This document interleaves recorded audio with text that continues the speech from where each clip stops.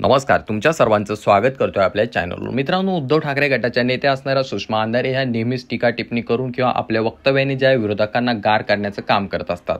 आता जे आहे मित्रांनो, सध्या त्यांनी ज्या आशिष शेलार यांच्यावरती टीका टिप्पणी केली आहे। भाजपचे जे प्रदेशाध्यक्ष आहेत मुंबईचे, त्यांच्यावरती टीका टिप्पणी करत असताना त्यांनी थेट त्या ठिकाणी त्यांना खोटारडं म्हणलं आहे आणि ते किती मोठं खोटं बोलताय याचा प्रूफ देखील दिलाय आणि त्यामुळे त्यांची जी पोस्ट आहे ती आता सोशल मीडियावरती मोठ्या प्रमाणात व्हायरल झाली।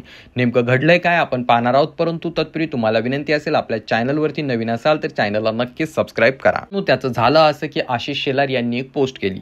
ते म्हणतात, माननीय मुख्यमंत्री देवेंद्र फडणवीस जी यांच्यासोबत आमदार प्रवीण दरेकर यांच्या नवरात्र उत्सवाला भेट दिली। नवरात्र उत्सव जो होता तो तरुणाईंमध्ये दिसत होता। त्यांच्यासोबत माननीय मुख्यमंत्री देवेंद्र फडणवीस जी यांनी संवाद साधला व नवरात्री उत्सवाच्या शुभेच्छा दिल्या। यावेळी आमदार प्रवीण दरेकर यांनी मुख्यमंत्री सहाय्यता निधीसाठी 55 लाखाचा धनादेश दिला आणि तो जो आहे त्यांनी मुख्यमंत्र्यांकडे सुपूर्द केला असे त्यांनी पोस्ट केली।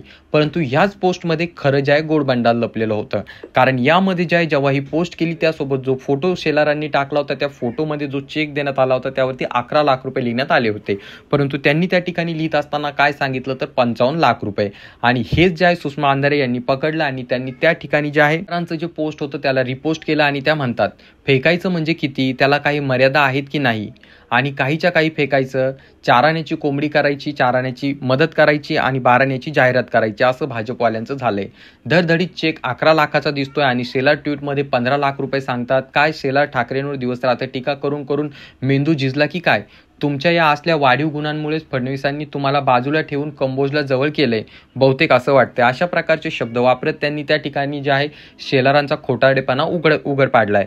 तरी तुम्हाला याबाबत काय वाटतं खाली कॉमेंट करून सांगा। चॅनलवरती नवीन असाल तर चॅनलला नक्कीच सबस्क्राईब करा।